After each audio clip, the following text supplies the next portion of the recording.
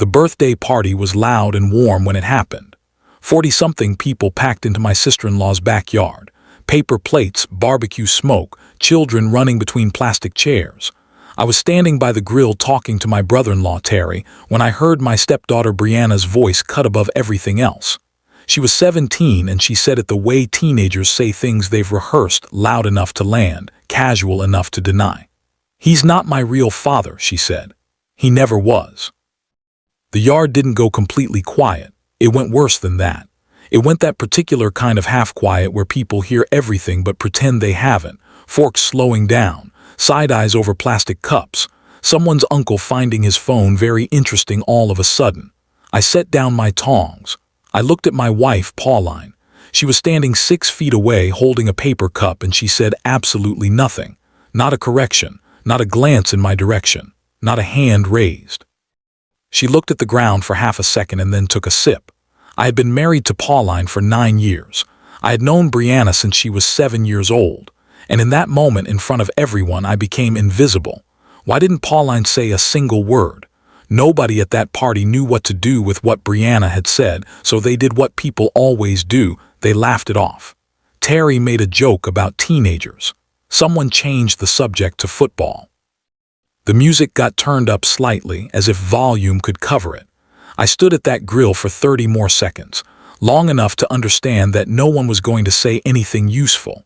Then I put the tongs on the folding table and walked to the back of the yard, where the light didn't quite reach. Brianna didn't follow me. She went back to her phone. Pauline followed me, but not the way a wife follows a husband who has just been humiliated. She walked over with her arms crossed and her voice low and tight, and she said, "Don't make this a scene, Adrian." Not "Are you okay?" Not Brianna shouldn't have said that, just "Don't make this a scene." I looked at her face in the dim light and tried to find something I recognized. Something that said she understood what had just happened to me. I didn't find it. Why was she protecting Brianna instead of standing beside me? We drove home in complete silence. 22 minutes. I watched the clock on the dashboard the way you watch something when you need to put your attention somewhere safe. Brianna sat in the back seat with her earbuds in. I could see her in the rearview mirror. She was texting. Her face had the easy calm of someone who had done exactly what they intended and felt fine about it. About 15 minutes in, Pauline finally spoke. "You're too sensitive, Adrian," she said. "She's 16, teenagers say things." 17, I said. "What? She's 17, you said 16. Pauline made a small sound and turned to look out the window. That was the end of the conversation. I pulled into the driveway and sat in the parked car after they went inside. The porch light came on automatically. The house looked exactly like it always had. Same brickwork, same blue shutters, same flower boxes I had installed 3 summers ago. I sat there and asked myself something that surprised me by how clearly it arrived. Was this the first time Pauline had truly thought of me as too sensitive, or just the first time she had said it out loud? I need to tell you who I was in that house before I tell you who I became. I met Pauline when Brianna was 6. Her biological father, Carl, had left when Brianna was barely 4. He called twice a year at best.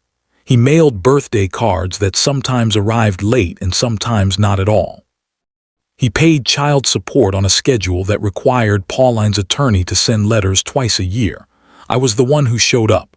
I learned to braid hair badly and then got better at it. I attended school plays where Brianna had 4 lines and I sat in the second row and clapped the loudest. I drove her to soccer practice for 3 years. I sat in the pediatric waiting rooms. I helped with science projects at 10 o'clock at night. I paid school fees and supply lists and the deposit on her first class trip without being asked. When she was 9, she called me Dad for the first time, not because I pushed for it, because one afternoon she just did, the way children do when something feels natural enough to say. I thought that word meant something permanent. I carried it like it did. When did I stop mattering to her? The shift didn't happen overnight. It came in slowly, the way a room gets cold when someone leaves a window cracked, not dramatic, not obvious, just a degree at a time until you realize you've been sitting in the cold for a while without noticing. Brianna was around 13 when the small things started. She stopped saying goodnight without being reminded. A habit we had kept for years just fell away quietly. She stopped leaving her bedroom door open when she was home. Not slammed, just closed, which is somehow worse. She stopped asking me questions about things she used to ask me about. Car engines, how to negotiate, what things cost and why. I told myself it was puberty. I told myself it was normal for teenage girls to pull away. I told myself I was reading too much into closed doors. I had read enough parenting articles to have a comfortable explanation for every sign. So I kept showing up to soccer games, even when she stopped looking for me in the stands. I kept asking about her day, even when answers got shorter. I kept driving to school events and signing permission slips and sitting at dinner like a man who believed in something. Was she already replacing me emotionally with something I hadn't seen? The week after the birthday party, I started paying attention to the house differently. What I noticed first was the doors. When I walked toward the kitchen in the evening, the conversation between Pauline and Brianna would lower. Not stop completely, lower, the way people lower things when someone enters who doesn't quite belong in what's happening. I noticed that the plans Pauline made, dinner out with Brianna, shopping on Saturdays, driving to see Pauline's mother, were never mentioned to me beforehand. I found out when I asked where they were going or when I came home to an empty house. I noticed that my chair at the kitchen table had started to feel like a seat left for courtesy, present but not central. I noticed all of this calmly, without anger, without accusation. But I noticed. I had spent 9 years making that house feel like a home, painting the walls, fixing the water heater on a Saturday morning, planting the flower boxes Pauline had wanted for 2 years before I simply did it. And now, standing in the hallway outside my own kitchen, I had the slow, quiet feeling of a man who had built a room he was no longer invited to sit in. Who was I becoming in this house? 4 days after the party, Pauline sat across from me at the kitchen table with her tea and told me something in a measured voice she had clearly organized beforehand. "You need to understand Brianna's perspective," she said. "She's at an age where identity matters. She's working through complicated feelings about what family means." I listened. "She loves you," Pauline continued. "She just needs space to define her own narrative." I asked Pauline what her narrative was. "What do you mean?" "Your narrative," I said, "not Brianna's. What do you think happened at that party?" There was a pause, not long but long enough. "I think," she said slowly, "that you need to give her room instead of taking things personally." That was the entire conversation. She picked up her mug and walked to the sink. I sat at the table and replayed what had just happened. She had named what Brianna needed, what Brianna felt, what Brianna required from me. She had not said one word about what I might need, what I might feel, what that moment cost me in front of 40 people who would remember it. Since when had I become the outsider in a conversation about my own family? About 2 weeks after the party, I ran into our neighbor Phil while I was taking the trash out on a Thursday morning. Phil was a quiet man in his mid-50s who had lived next door for 4 years. We talked occasionally about lawn maintenance and local road repairs. He stopped his car in the driveway and rolled down his window. "Hey, Adrian." He paused the way people pause when they are deciding whether to say the next thing. "Is everything all right over there?" I told him yes. "Why?" He rubbed the back of his neck. "I don't know. Just heard some tension through the walls lately, not trying to pry." I told him we were fine, just a busy season. He nodded the way people nod when they don't fully believe you but respect you enough not to push. He rolled up his window and went inside. I stood on the driveway with my empty trash can and thought about what Phil had heard through his walls, sounds I had normalized inside mine. I went back inside and made coffee and sat at the table for a long time. Phil had noticed something I had gotten so used to that it stopped registering. What else had people outside this house been quietly observing that I refused to see? Dinner on Friday felt like a performance. The food was good. Pauline had made the chicken dish that everyone liked, but the table felt managed. Pauline sat between Brianna and me, which she didn't always do. The conversation moved topic to topic, never landing anywhere long enough to require honesty. Brianna talked about a girl in her class named Yvonne, about a project due next week. She talked directly to Pauline. When she needed the bread, she asked Pauline. When she laughed, she turned toward Pauline. I asked her one question: what subject was the project, and she answered in 4 words without looking up. Pauline jumped in immediately with a follow-up, smoothing something invisible. I ate my food. After dinner, Brianna went upstairs. Pauline started clearing the table. I helped the way I always helped, stacking plates and running water. We stood side by side at the sink and said nothing for several minutes. I thought about how many conversations we'd had at that sink, how many times I had reached over and touched the back of her hand without thinking. I thought about the way that table had felt 6 years ago when Brianna used to ask me things. What were they not saying? It was a Sunday afternoon and I wasn't looking for anything. Brianna had left her phone on the kitchen counter when she went to the yard. A message lit up the screen, not private, just there, and I saw 3 words before I looked away. Mom's husband again. I don't know who sent it. A friend from school, I assumed. But the phrase sat in my chest like something swallowed wrong. Mom's husband, not Adrian, not her stepdad. Not any word that carried history or relationship or 9 years of soccer games and hospital waiting rooms. Mom's husband. A title. A function. Something administrative. I walked to the back door and stood looking at the yard. The flower boxes I had built were full of yellow blooms Pauline had planted in spring. The fence gate I had rehung after the storm last October was perfectly level. The outdoor chairs I had sanded and repainted last summer were lined up neatly. I had built things in this yard that I could see from where I stood. And to someone texting my stepdaughter on a Sunday, I was simply Mom's husband, a background detail, something that came with the house. When had I stopped being family in her mind and become furniture instead? My friend Desmond called me on a Tuesday evening. Desmond had known me for 14 years. He said things directly and without decoration, which I usually valued and occasionally found inconvenient. "I've been thinking about what you told me," he said. I had called him the night of the birthday party late when Pauline was asleep. "You defended them," he said. "When I asked why Pauline didn't say anything, you said she was just caught off guard." "She probably was," I said. "Adrian." He said my name the way people say it when they want you to hear what comes next. "I've watched you at family events for 9 years. You're the one who shows up early and stays late. You remember what food the kids don't eat. You've been disrespected slowly for a long time and you keep explaining it away." I didn't answer right away. "I'm not saying leave," Desmond said. "I'm saying look at what you're actually defending." After we hung up, I sat in my car in the driveway. I had stepped outside to take the call and stayed there longer than I needed to. Desmond wasn't wrong, but admitting that meant admitting something I wasn't ready to say out loud. Why was I always defending people who never once defended me? The disagreement was about Brianna's curfew. She wanted it extended by an hour on weekends. I thought the current time was appropriate.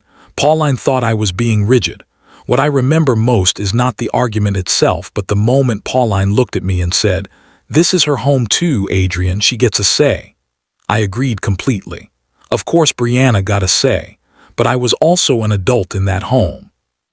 A parent figure with 17 years of experience thinking about how young people make decisions after dark. Pauline didn't say, "Let's figure this out together." She didn't say, "You're right to be cautious, but maybe we can compromise." She said, "Brianna gets a say." Not "we all get a say," just Brianna. The curfew got extended. Brianna was satisfied. Pauline looked relieved. I nodded and went to the garage and stood there for 20 minutes without doing anything particular. Just standing in a quiet space, thinking about what the word "we" meant in my marriage. I was starting to understand that the answer might be less than I thought. Was there still a "we" in this marriage? Or had I been voting alone for longer than I realized? We had slept in the same bed for 9 years. In the weeks after the party, we still did. Same bed, same pillows, same side each. But it was the kind of sharing that has gone hollow, the way you can share a room with someone and feel alone because their warmth has quietly pulled back. Pauline read before bed. She had let me read too, or talk, or sit in easy silence.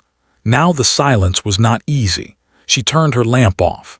I lay in the dark and thought about what Desmond had said, about what I was defending and why. I thought about the morning Brianna had a fever of 103, and Carl didn't answer his phone, and I sat on the edge of her bed all night with a damp cloth. watching the numbers. I thought about her 8th grade graduation when she grabbed my hand walking out of the auditorium. I thought about the word Dad said casually on a Thursday when she was 9, like it had always been true. I lay in the dark and tried to understand when love had become routine survival. When I had stopped being someone and started being something. When did love stop being felt and start being managed? I found it by accident. I was looking for a household insurance document in the filing cabinet in the office, a small room off the hallway where I had managed the bills since we moved in. Labeled folders, color-coded tabs. I had set it all up. The insurance document was there, but beside it was a folder I didn't recognize. Inside was a bank statement for an account I had never seen before. Pauline's name only, opened 14 months ago. I stood at the cabinet for a long time. I was not on that account. My name did not appear on a single line. I set it back carefully, exactly as I found it, and closed the drawer. I went to the kitchen and made a glass of water and drank it slowly at the sink. I was not angry. I want to be clear about that. I was something quieter than angry, something more unsettling. I was rearranging everything I thought I knew about the last 14 months. She had opened an account of that size, chosen not to tell me, and maintained it quietly for over a year. Was I being slowly removed from things that used to carry my name? I waited a week before I asked. Not because I feared the answer, because I wanted to ask it calmly. I wanted to be the kind of man who asks hard questions without making them into accusations. We were in the kitchen on a Saturday morning. Brianna was still asleep. The house was quiet in the specific way of weekend mornings before 10. "Pauline," I said, "do you still see me as part of this family?" She looked up from her coffee. The pause lasted maybe 4 seconds. 4 seconds is not long, but when a person who loves you is asked whether you belong to them, 4 seconds is enormous. "Of course I do," she said. She said it the way people say things when they have found the word before they have found the feeling. "Okay," I said, "why would you even ask that? I just wanted to hear you say it." She looked at me with something in her eyes, frustration or guilt or both. "You're always looking for reassurance," she said. "That's exhausting, Adrian." I nodded. I finished my coffee, rinsed the mug. I walked to the garage and stood in the quiet again. 4 seconds. Why did my wife need 4 seconds to answer a question that should have had no pause at all? That night, lying next to Pauline, I understood something I had been slowly approaching for weeks. The feeling wasn't dramatic. There was no single wave of it. It arrived the way conclusions arrive after walking toward them a long time, quiet, almost obvious, like turning a corner and finding you already knew what was on the other side. Something in this marriage had already made a decision. Not me, not a conversation, not a single event. But the slow gathering of undefended moments, closed doors, 4-second pauses, a bank account with one name, dinners where I passed bread to no one in particular, all of it had arrived somewhere. I lay still and looked at the ceiling in the dark.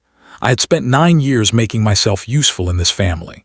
Present, consistent, reliable. The man who showed up. The man who stayed. I had carried that role with both hands and called it love, and in many ways it was. But somewhere in the last few years I had become something else without agreeing to it. I had become a convenience. Lying next to a woman who had needed 4 seconds to claim me, I felt the shape of something irreversible forming. Was it already over and I simply hadn't heard the last sound of it? 3 months after the birthday party, I stopped trying to fix things. Not out of anger, not out of stubbornness. I stopped because I started asking a different question.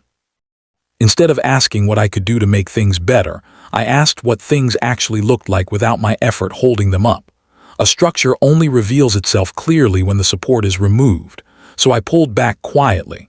I didn't announce anything. I didn't leave notes or close doors loudly. I simply stopped being the first person to fill every silence. I stopped anticipating what the house needed before it was asked. I let a loose cabinet hinge stay loose. I let a hallway light bulb go out and waited to see how long before anyone mentioned it. I came to dinner. I was present. I was civil and calm, but I stopped reaching. The first thing I noticed was that no one seemed to notice. Then, slowly, the second thing. Small strains started appearing around the edges. An empty refrigerator that used to refill itself. An appointment nobody remembered to book. An errand that just stayed undone. What happens when the person who quietly holds everything together simply stops reaching? I started paying attention to patterns, not with suspicion, with the plain, measured attention of a man trying to see something clearly before he responds to it. I went back through memory carefully. Pauline had started pulling Brianna into household conversations around the time Brianna turned 15. Not big decisions, small ones. What to do with the spare room, whether to repaint the back hallway, what to buy for the neighbor who had a new baby. These were conversations Pauline and I used to have together at the kitchen table. They moved gradually to the couch, where Pauline and Brianna sat together in the evenings, and I was at the table, or in the garage, or just somewhere else that felt appropriate for a man who was slowly being relocated from the center of his own home.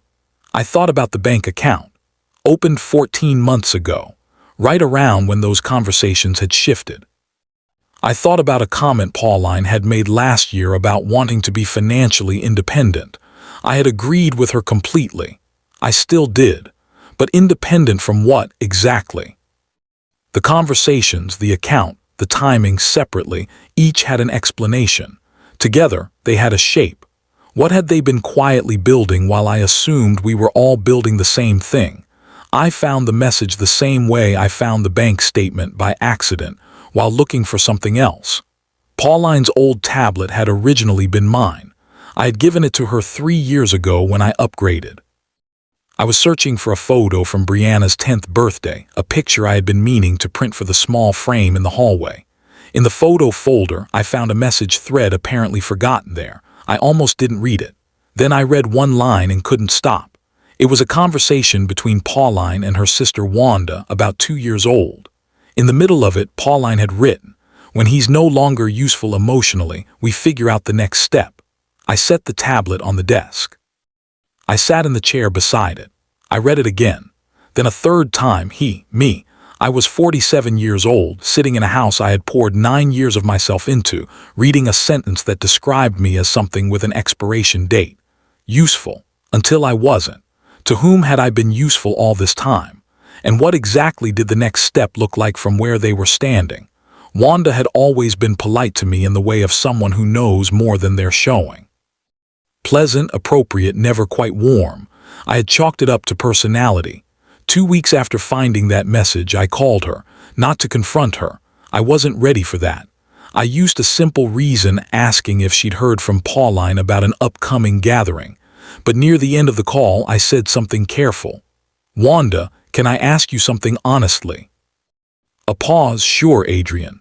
What have you actually thought of my role in Pauline's family? Be honest." A longer pause. "I've always thought you were a good man," she said carefully. "That's not what I asked." She was quiet a moment. Then, "I think Pauline saw you as a solution at a particular time in her life, and I think she never fully decided whether you were permanent or temporary." She said it gently, but she said it. I thanked her and ended the call. I sat in my car in the driveway and let the plainness of those words settle over me. A solution at a particular time. Never fully decided. Had I been a permanent member of this family all these years, or simply a good temporary arrangement nobody had ended yet? Something changed in me after that call. Not a decision exactly. More like a settling, the way a building settles when it is old enough to have found its final position.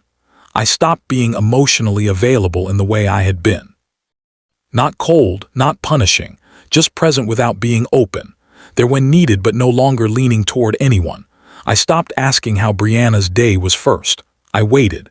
It didn't come. I stopped filling the silence at dinner with questions. I ate, I listened, I answered what was directly asked. I stopped going to the garage to process my feelings alone and instead sat in the living room and read quietly, in plain sight. The way someone reads when they are no longer trying to disappear for other people's comfort. The first sign they noticed was Pauline asking on a Thursday evening if I was feeling all right. "Fine," I said. "You seem quiet." "I'm reading," I said pleasantly. She stood in the doorway for a moment, then went back to the kitchen. That Friday, Brianna came into the living room voluntarily and sat on the other end of the couch. She didn't say anything. She just sat there. Something had shifted in that house. Why were they suddenly uneasy when I simply stopped reaching toward them? The weeks that followed had a particular texture. The house, which had run on my invisible effort for years, began showing quiet symptoms of my withdrawal. Not collapse, nothing dramatic. Just the small strain a household develops when one person stops absorbing more than their share. Pauline started asking about things she hadn't raised in years. Had I called the plumber? Did I know where the insurance folder was? Could I look at the car it was making a sound? Not because she had decided I was valuable, because the absence of my reaching had created a gap nobody else was filling. Brianna was quieter at meals. She still didn't speak to me much, but I caught her watching me twice, once when I was reading, once in the yard, not hostile, just watching. The way people study something when trying to work out what is different about it. I didn't give her anything to work with. I wasn't going to perform peace for someone who had dismissed me publicly, but I watched back. The tension in that house had nothing to do with anything I was actively doing. It was coming from something being absent that had always been quietly, invisibly present. What truly happens to a household when the person holding it together simply stops? I came to understand the full shape of it on a quiet Sunday afternoon, sitting alone in the backyard. I had been brought into this family at a moment when Pauline needed someone reliable. Brianna needed a steady presence. Carl had left a gap that cost them both, and I filled it with everything I had. I was good at it. I was patient and present and consistent. I showed up in every way Carl had not. And because I filled that shape so completely and quietly, they had never been required to think about the space I occupied. I became structural, like a wall people lean against without wondering why it holds. The message Pauline had written to Wanda wasn't the plan of a calculating person. It was something quieter and sadder, the sentence of a woman who had never fully committed to a life that included me as permanent, who had kept a door cracked in her mind for the story where I was eventually no longer there. And Brianna, at 17, had simply said out loud what had been quietly true inside that house for years. I was not just not her real father. I had been steadily made into something the family treated as temporary, and nobody had ever told me. Pauline noticed first. About 2.5 months into my quiet withdrawal, she sat across from me at the kitchen table on a weeknight and said, without warning, "I feel like I'm losing you." I looked at her. "You're here," she said, "but you're not here the way you used to be." I didn't mention the bank account or the message or the call with Wanda. Not that night. I simply said, "A lot has changed." She started crying, not dramatically, quietly into her hands. She said she was sorry about the party. She said she should have spoken up when Brianna said what she said and hadn't, and it had been sitting on her since. I listened to all of it. Then Brianna appeared in the doorway. She had clearly been close by. She looked at Pauline, then at me, and something moved across her face I had not seen in a long time. Regret, plain and unperformed. "Adrian," she said. Just my name. But the way she said it, careful, uncertain, younger sounding, told me what she was beginning to understand. She had named something publicly she could not take back, and she was finally feeling the weight of what she had dismissed. Was it already too late for them to reclaim what had been lost? 3 months and 11 days after the birthday party, I stood on the front porch in the early morning. I had my coffee. The street was quiet. The oak tree was dropping leaves slowly, the way it did in October, as if it had all the time in the world. The flower boxes were there. The gate was still level. The porch light I had wired in during our second winter still came on at dusk. I stood there and felt something I had not expected. Not anger. Anger had come and gone weeks earlier without noise. Not sadness exactly, though some sat underneath. For the 9-year-old who called me dad on a Thursday. For the kitchen table conversations, for the version of this family I had believed in completely. What I felt was clarity, the kind that arrives when a man stops negotiating with a reality that was never fully true. I was not going to perform fatherhood for someone who had disclaimed me publicly. I was not going to hold a marriage together where my permanence was never decided. I set my cup on the railing. Some men don't need to be chosen loudly, but they do need to be chosen. The ones who finally understand they weren't, they don't leave angry. They just leave satisfied. If you are satisfied with this story, please subscribe, like, and leave a comment for more.